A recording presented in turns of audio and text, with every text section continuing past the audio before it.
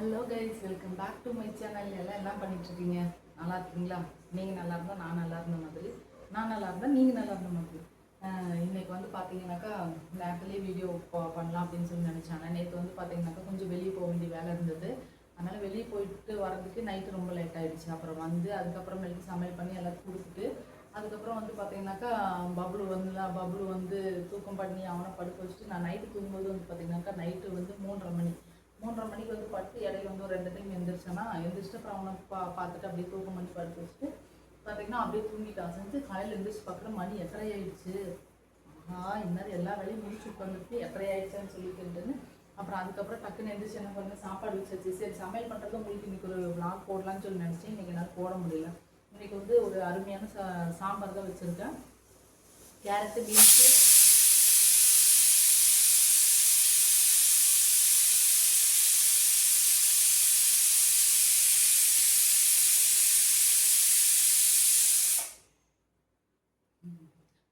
பருப்பு போட்டு carrot, beans, cauliflower, உருளைக்கிழங்கு போட்டு தான் சாம்பார் வச்சுருக்கேன். ஸோ அந்த விளாக் உங்களுக்கு எடுக்கணும்னு சொல்லி நினச்சேன். ஆனால் எடுக்க முடியல. ஏன்னு சொல்லி கேட்டிங்கனாக்கா மைக் எடுத்து ஆன் பண்ணுறா டக்குன்னு பார்த்தீங்கன்னா மைக்கில் சார்ஜ் இல்லை. சரி சமையல் லேட் ஆகுன்னு சொல்லிட்டு டக்குன்னு போயிட்டு ஒரு இடத்துல சாப்பாடும் ஒரு இடத்துல சாம்பார் வச்சு அவ்வளோதான். நீ விசில் வந்து அதை ஆஃப் பண்ண வேண்டியதான். நீ அடுத்து வந்து பாத்திரம் விளக்கணும். பாத்திரம் விளக்கிட்டாக்க வேலை முடிச்சு பாத்திரம் இப்போ சேர்ந்துருக்காது, பாத்திரம் எதுவுமே இல்லை. ஸோ நைட்டு வந்து பார்த்திங்கன்னா ரொம்ப லேட் ஆகிடுச்சு இல்லையா? அந்த லேட் ஆனதுனால அப்படியே கொஞ்சம் வச்சுட்டு சரி காலையில் பார்த்துக்கலாம் அப்படின்னு சொல்லி தூங்கிட்டேன். ஏன்னா ரொம்ப லேட் ஆகிடுச்சு. அப்புறம் உடம்பு டயர்ட் ஆயிடும் இல்லையா?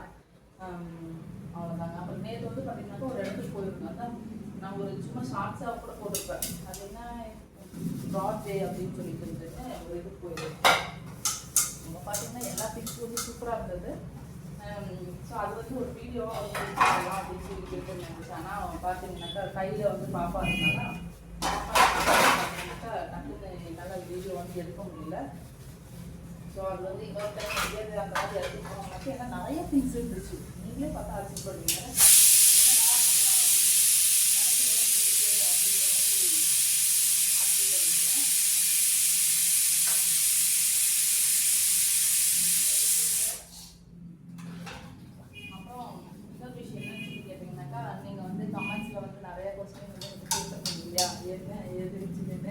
என்னை பார்த்தினா எல்லா டீட்டெயில்ஸ் எல்லாம் கேட்டுருந்தீங்க இல்லையா? அதெல்லாம் வந்து பார்த்தீங்கன்னாக்கா ஒரு வீடியோவாக எடுத்து உங்களுக்கு வந்து பார்த்தீங்கன்னாக்கா இன்றைக்கி மார்னிங் 7 o'clock, இப்போ மணி வந்து பார்த்தீங்கன்னாக்கா 9 o'clock, மார்னிங் 7 o'clock வந்து போஸ்ட் போட்டார்.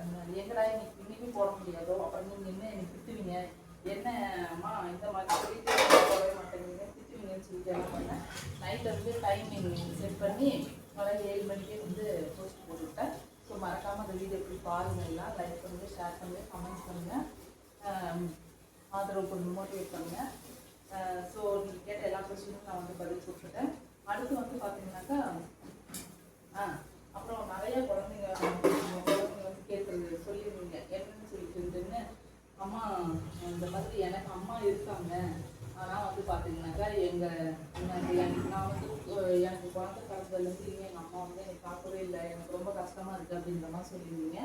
ஸோ அவங்களுக்கு நான் தெரிஞ்சக்கூடிய ஒரு விஷயம் என்ன அப்படின்னு சொல்லி கேட்டிங்கனாக்கா, என்றைக்குமே அம்மா இல்லைன்னு சொல்லிட்டுன்னு ஃபீல் பண்ணாதீங்க. ஏன்னாக்கா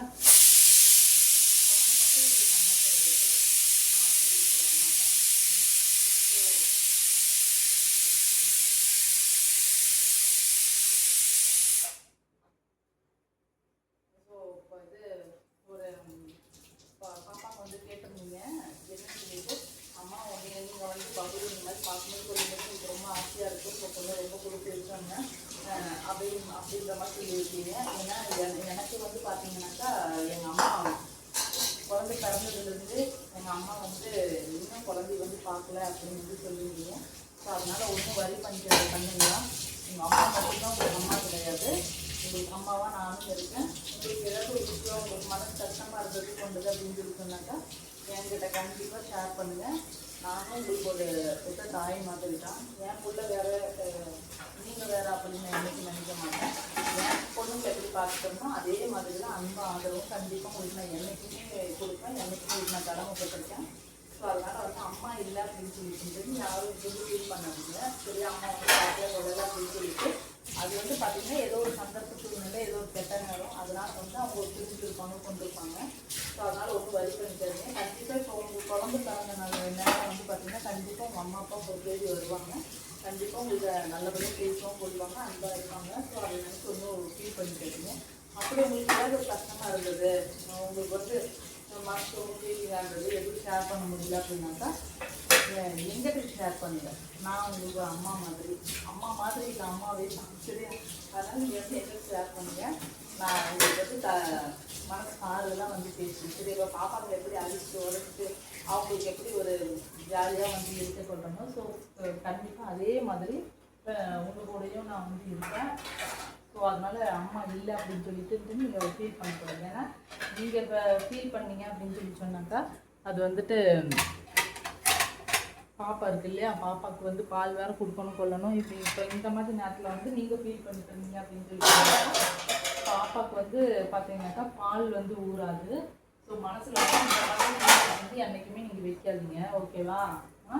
நான் இருக்கேன், நான் இருக்கேன் உங்களுக்கு அம்மா மாதிரி. இனிமேல் அம்மா இல்லை அப்படின்னு சொல்லி ஃபீல் பண்ணவே கூடாது. அப்படி ஃபீல் பண்ணீங்க, தோசை திருப்பி அடுப்பில் காய வச்சு அப்படியே சூடு வச்சு கொடுங்க, சூடு. நான் இருக்கேன், ஓகேவா?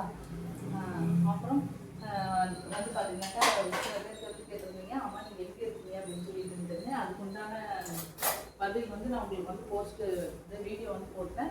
இருந்தாலும் இன்னொரு டைம் சொல்கிறேன், நான் எங்கே இருக்கேன் அப்படின்னு சொல்லி கேட்டிங்கனாக்கா நான் தான் சொன்னது இல்லையா, நான் பிறந்து வாழ்ந்தது வந்து ஊட்டி, என்னை மேரேஜ் பண்ணி கொடுத்தது வந்து கோயம்புத்தூர். நான் வந்து கோயம்புத்தூரில் தான் இருக்கேன். நீங்கள் யாராவது கோயம்புத்தூர் வரீங்க அப்படின்னாக்கா நீங்கள் எந்த இடத்துக்கு வரேன்னு சொல்லி சொல்லுங்கள். ஸோ நீங்கள் வந்து ரிஸ்க் எடுக்க வேண்டாம். உங்களை வந்து அப்போது நீங்கள் வந்து வர நேரத்துக்கு நான் எங்கே இருக்கேன்னு சொல்லிட்டு இருந்தேன்னா அந்த இடத்துக்கு நான் வந்து சொல்கிறேன். நீங்கள் கண்டிப்பாக வந்து என்னை பாருங்கள், நானும் உங்களை பார்க்குறேன். எல்லாம் வந்து அழகாக ஜாலியாக சேர்ந்து காஃபி டீ எல்லாம் குடிச்சிட்டு அப்புறம் கோயம்புத்தூர் வந்து பார்த்திங்கன்னா நிறைய இடத்துல வந்து பிரியாணி கடை இருக்குது. எங்கே என்னென்ன பிரியாணி கடை எந்தெந்த நேரத்தில் போடுவாங்கன்னு சொல்லிட்டு எனக்கு தெரியும்.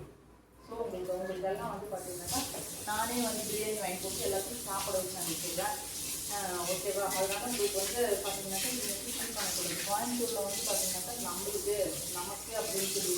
நமக்கு அப்படின்னு சொல்லி ஒரு ஃபேமிலி இருக்குது அப்படின்றத நீங்கள் மைண்டில் வச்சுக்கோங்க. ஏன்னா உனக்கு உங்கள் சில பேருக்கு அக்கா, சில பேருக்கு அம்மா, சில பேருக்கு தங்கச்சி, சில பேருக்கு உடன்பிறப்பு, ஸோ எல்லாமே கலந்த ஒரு டோட்டல் கலவை தான். ஸோ நீங்கள் வந்து பார்த்தீங்கன்னாக்கா இது மாதிரி எதுவும் ஃபீல் பண்ணாதீங்க. நான் இருக்கேன், அவ்வளோதான். எதுக்கு வரைக்கும் முடியுங்க? என்றைக்குமே வாழ்க்கையில் வந்து பார்த்தீங்கன்னாக்கா கஷ்ட நஷ்டம்லாம் இல்லைன்னு வச்சுக்கோங்களேன். கஷ்ட நஷ்டம் இல்லை அப்படின்னு சொல்லி சொன்னாக்கா வாழ்க்கை வந்து ரொம்ப போர் அடிச்சிடும். வாழ்க்கையில் வந்து பார்த்தீங்கன்னா எப்போவுமே சந்தோஷமாகவே இருந்துட்டுன்னு வச்சுக்கோங்களேன், அது வாழ்க்கையே கிடையாது. சண்டை சச்சரவு, கஷ்டம் நஷ்டம், அது இதெல்லாம் இருக்கணும். இதெல்லாம் கடந்து போனால் தான் அதுக்கு பேர் வந்து வாழ்க்கை. காலையில் எந்திரிச்சுமா எந்த பிரச்சனையும் இல்லை அப்படின்னு சொல்லிட்டு சாதாரணமாக உட்காந்துருந்தா அந்த வாழ்க்கை போர் அடிச்சிடும். ஏதாவது ஒரு பிரச்சனை இருந்தது வச்சுக்கோங்களேன், அந்த பிரச்சனையை ஃபேஸ் பண்ணோன்னு வச்சுக்கோங்களேன், அந்த நாள் எப்படி போகுதுன்னே தெரியாது. ஸோ என்றைக்குமே கஷ்டத்தையும் வந்து பார்த்தீங்கன்னாக்கா ஒரு சாதாரணமாக எடுத்து ஒரு கேஷுவலாக எடுத்து லைஃப்பை மூவ் பண்ணி போயிட்டே இருக்கணும், அவ்வளோதான். வந்தால் மழை, வரலையா டேஷ் அப்படின்னு சொல்லி போயிட்டே இருக்கணும்.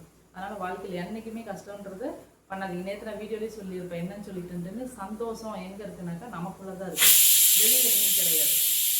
அந்த சந்தோஷத்தை போய் இன்னொரு இடத்துல நம்ம போய் தேடணும் அப்படின்னு சொல்லி நினச்சாக்கா அது வாழ்க்கைக்கு நல்லா இருக்காது. அது வந்து நிரந்தரமான சந்தோஷம் இல்லை, அதை நம்ம வந்து யூஸ் பண்ணிப்பாங்க, மற்றவங்க வந்து யூஸ் பண்ணிப்பாங்க.